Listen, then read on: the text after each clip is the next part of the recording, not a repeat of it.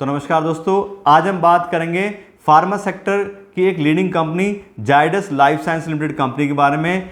Company के पास में काफ़ी अच्छे ब्रांड्स हैं और कंपनी की मार्केट पोजीशन भी काफ़ी बढ़िया है। इसके अलावा आपको बता दें, इंडिया में कंपनी टॉप 5 फार्मा सेक्टर की जो कंपनीज हैं उसमें से एक कंपनी है।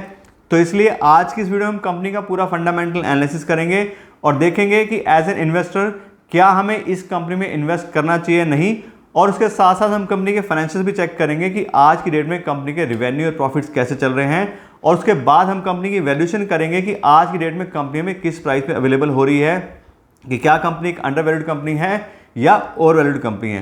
दोस्तों, अगर हम बात करें Zydus life science limited company के बारे में, तो कंपनी एक 70 साल पुरानी काफ़ी एक्सपीरियंस्ड कंपनी है। पहले इस कंपनी नाम कैडिला हेल्थ केयर लिमिटेड था और अब इसका नाम बदल के Zydus life sciences limited company कर दिया है। कंपनी एक इंडियन मल्टीनेशनल कंपनी है। कंपनी मेनली जेनरिक जो मेडिसिन होती हैं वो बनाती है और कंपनी का इंडिया के अलावा काफ़ी और दूसरे देशों में काफ़ी अच्छा बिजनेस है, और इंडिया के साथ साथ कंपनी दूसरे देशों में भी काफ़ी अच्छी जो मार्केट पोजीशन है उसको होल्ड करती है। और अगर हम बात करें कंपनी के बिजनेस मॉडल की और जोग्राफिकली रेवेन्यूज़ की, तो कंपनी को यूएस जो जेनरिक बिजनेस है वहाँ से 40% का रेवेन्यू आता है, और यूएस के अंदर कंपनी अपने 160 से ज़्यादा प्रोडक्ट जो है वो मार्केट करती है, और काफ़ी सारे जो प्रोडक्ट्स हैं वो अपनी अपनी कैटेगरी में बिल्कुल लीडिंग ब्रांड्स हैं और लीडिंग प्रोडक्ट्स हैं। अगर हम बात करें फाइनेंशियल ईयर 2022 की, तो इसके अंदर कंपनी यूएस के अंदर 5th रैंक होल्ड करती है यूएस जेनरिक कंपनी में, जो कि प्रिस्क्रिप्शन बेस्ड ये सर्वे है। उसके अलावा बात करें तो 2022 में ही कंपनी ने 26 ANDAs फाइल करे हैं यूएस के साथ में, यूएस FDA के साथ में, और अब तक जो टोटल कंपनी का जो टेन्योर रहा है उसमें कंपनी 420 ANDAs फाइल कर चुकी है यूएस FDA के साथ में। और फाइनेंशियल ईयर 2022 में बात करें तो यहाँ पे कंपनी को 28 ANDAs का अप्रूवल मिला है, जिसमें जो 10 हैं वो टेंटेटिव हैं और बाकी फाइनल अप्रूवल्स हैं। इसके अलावा फाइनेंशियल ईयर 2022 में ही यूएस की मार्केट में कंपनी ने अपने 14 नए प्रोडक्ट्स हैं वो भी लॉन्च किए हैं। तो इस तरह देखें तो यूएस के अंदर भी कंपनी काफ़ी अच्छा स्ट्रॉन्ग है, कंपनी को रेवेन्यू भी काफ़ी अच्छा आता है 40% का। उसके अलावा कंपनी के प्रोडक्ट्स भी काफ़ी अच्छे वहाँ पे चल रहे हैं। इसके बाद बात करें कंपनी के इंडियन जेनरिक बिजनेस की, तो इंडिया से कंपनी को 47% का रेवेन्यू आता है, और इंडिया के अंदर कंपनी नंबर 1 रैंक होल्ड करती है नेफ्रोलॉजी सेगमेंट के अंदर। और इंडिया के अंदर कंपनी के जो 12 ब्रांड्स हैं वो टॉप 300 ब्रांड्स के अंदर आते हैं इंडिया में। इसके अलावा फाइनेंशियल ईयर 2022 में ही कंपनी ने अपने 37 जो नए प्रोडक्ट्स लॉन्च किए इंडिया के अंदर। तो इस तरह देखें तो यूएस के अंदर भी और इंडिया के अंदर भी दोनों जगह कंपनी काफ़ी अच्छी मार्केट पोजीशन है और कंपनी काफ़ी अच्छे जो अपने प्रोडक्ट है वो सेल कर पाती है। इसके अलावा बात करें कंपनी के कंज्यूमर वेलनेस बिजनेस की, तो कंपनी को 12% का जो रेवेन्यू है वो कंज्यूमर वेलनेस से आता है, और यहाँ पे कंपनी की जो मेन सब्सिडी कंपनी है वो कंज्यूमर वेलनेस का बिजनेस देखती है, और वो कंपनी है जायडस वेलनेस लिमिटेड। वो इसी कंपनी की सब्सिडी कंपनी है, और ये कंपनी मेनली कंज्यूमर वेलनेस के प्रोडक्ट बनाती है, और इस कंपनी के पास में बहुत ही स्ट्रॉन्ग ब्रांड है और काफ़ी अच्छी कंपनी की मार्केट पोजीशन है। अगर इस कंपनी के ब्रांड्स की बात करें तो इसके पास में है कॉम्प्लान, शुगर फ्री और ग्लूकोन डी, ये भी इसी कंपनी के ब्रांड्स हैं, और ये कंपनी जायडस लाइफ साइंस की एक सब्सिडी कंपनी है। तो अल्टीमेटली ये सारा का सारा जो बिजनेस है वो जायडस लाइफ साइंस के पास ही आता है।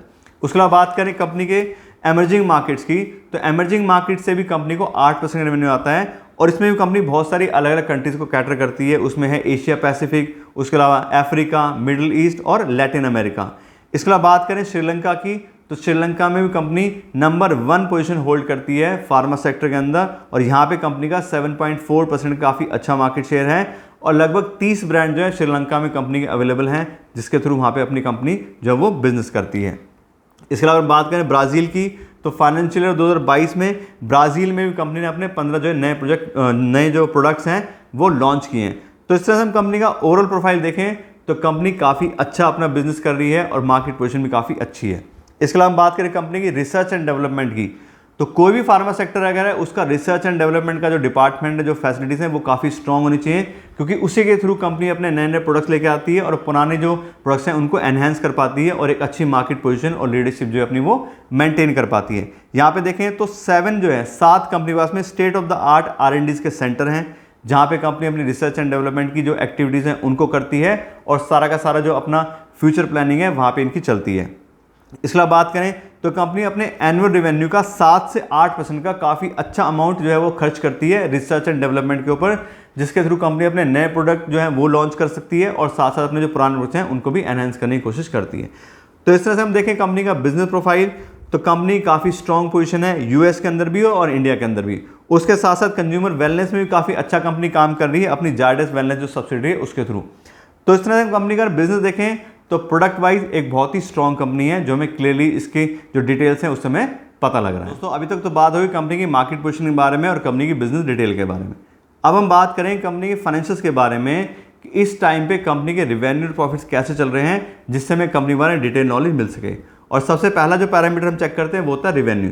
और यहाँ पे देखें तो 2018 में कंपनी का रेवेन्यू था 11,905 करोड़ रुपये और अब 2022 में बढ़ के हो गया 15,265 करोड़ रुपये। यहाँ पे भी देखें तो हर साल कंपनी के रेवेन्यूज़ में इंक्रीमेंट हुआ है और ये काफ़ी अच्छा साइन है, जिसमें पता लगता है कंपनी के जो डेवलपमेंट है, कंपनी के अंदर ग्रोथ जो है वो आ रही है।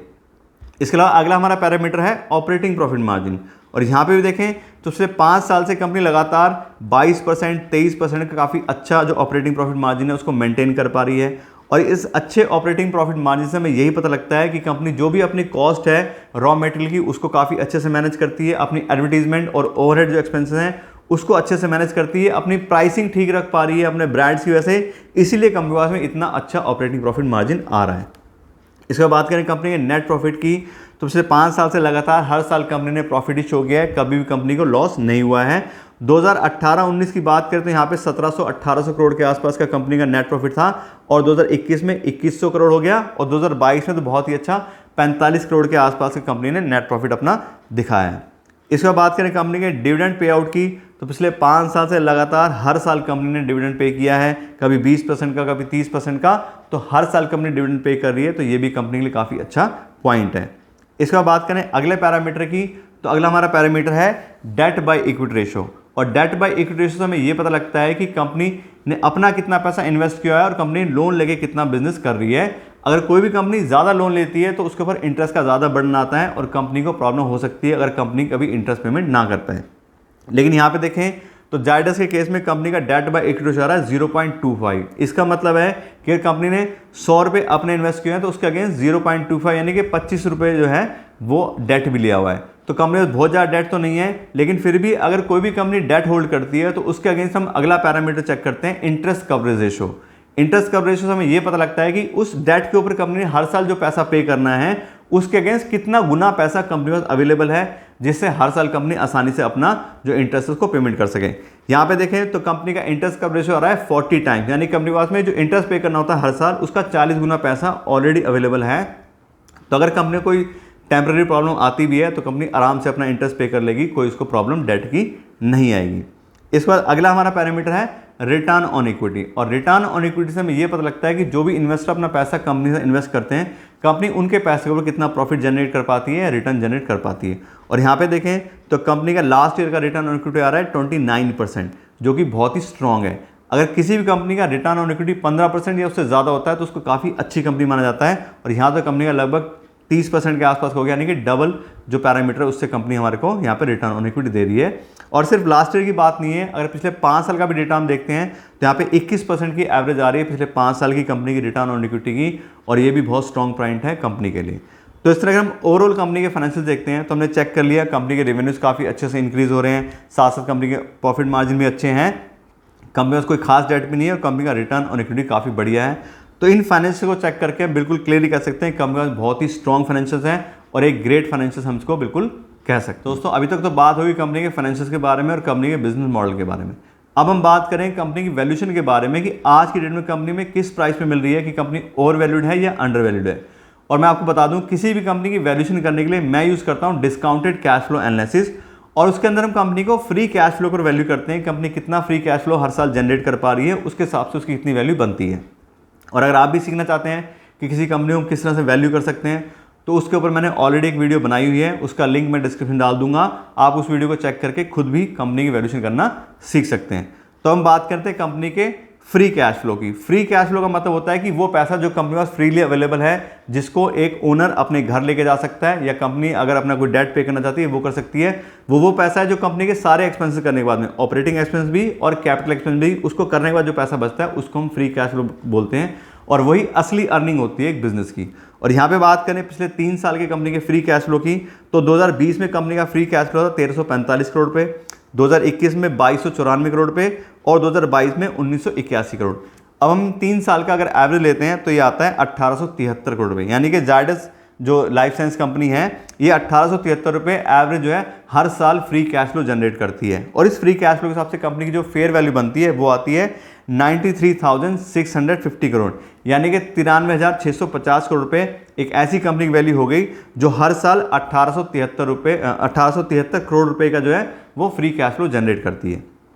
अब अगर हम इसको पर शेयर के साथ निकालते हैं तो ये आता है 915 रुपये, यानी कि 915 रुपये पर शेयर के हिसाब से अगर हम जायडस वेलनेस लिमिटेड कंपनी में इन्वेस्ट करेंगे तो हम कंपनी को फेयर वैल्यू पे खरीदेंगे। ठीक है, कंपनी इतना कैश जनरेट करती है तो इतनी उसकी वैल्यू बनती है।